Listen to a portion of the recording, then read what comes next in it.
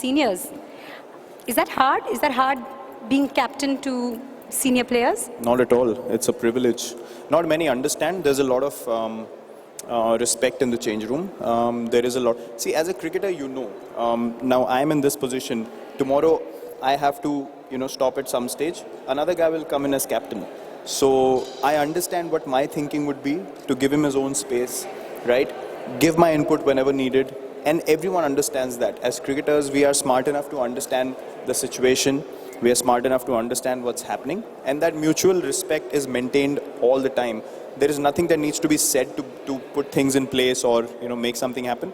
It's just a very natural process that a lot of people outside feel like what's going to happen, what is the atmosphere going to be like. But if once they step into the change room, they'll realize that, these are all things that are coming up from not being aware of what exactly happens inside the change room. Who's the craziest? This is totally off. Who's the craziest cricketer in the changing room?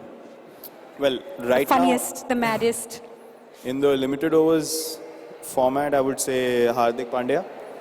But in general, I'm the joker in the change room. In general, I'm the joker in the change room. You are? Yeah, I am. Me and Ishant Sharma. You heard it here. The captain is also the joker. Me and Ishant, if we get hold of someone, and Bhuvneshwar Kumar, not when he looks very shy, but he's the naughty one. So there are 3 different formats. Of course, the mindset is different, but what is your mindset as captain for like every format? It's pretty similar.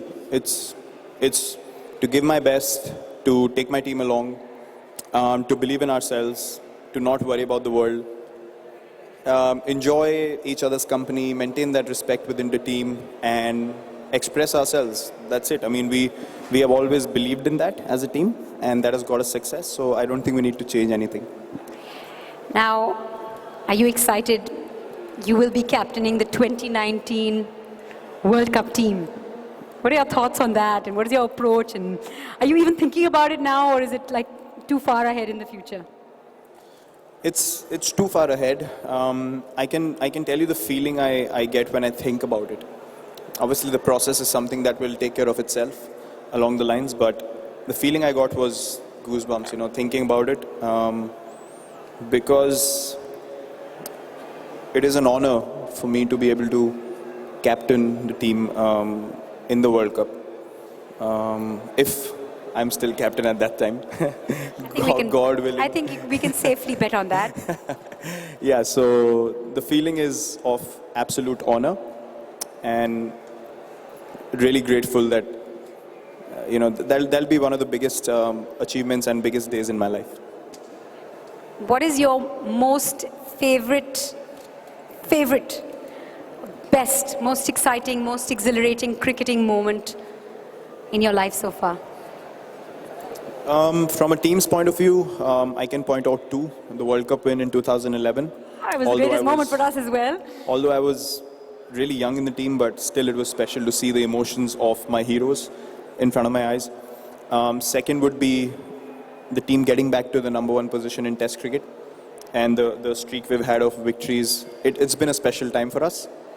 On a personal level, there have been quite a few, but I can point out 2. The double century in Mumbai just now, and the T20 World Cup that against Australia in Mohali was one moment that there was an emotional outburst. I mean, a flow of emotions which I haven't experienced before on a cricket field, and I understood what it feels like to actually experience those emotions. So these 4 moments have to stand out for me. What's the best piece of cricketing advice that you've ever got? Something that you live by, something that you'll never forget, something that's probably a mantra? The best advice I've got from my hero, Sachin Tendulkar. I spoke to him about my game, and I addressed a few issues, and the feedback I got was, believe in your own preparation, believe in your own pattern, believe in the way you want to prepare. Don't try and follow someone else, because everyone has different styles. And I used to make that error. So from that day onwards, I was really comfortable with the way I prepared.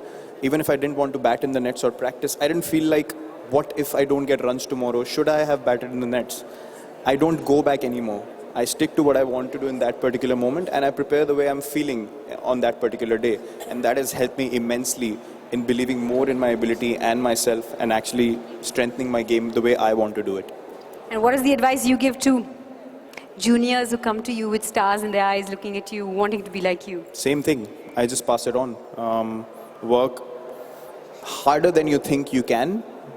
When you think you're done, push yourself to the limit when you want to fall to the ground. That's all I say to the youngsters, because we can end up doing so much more, but we contain ourselves somehow or for some reason, which I feel the young kids should never do.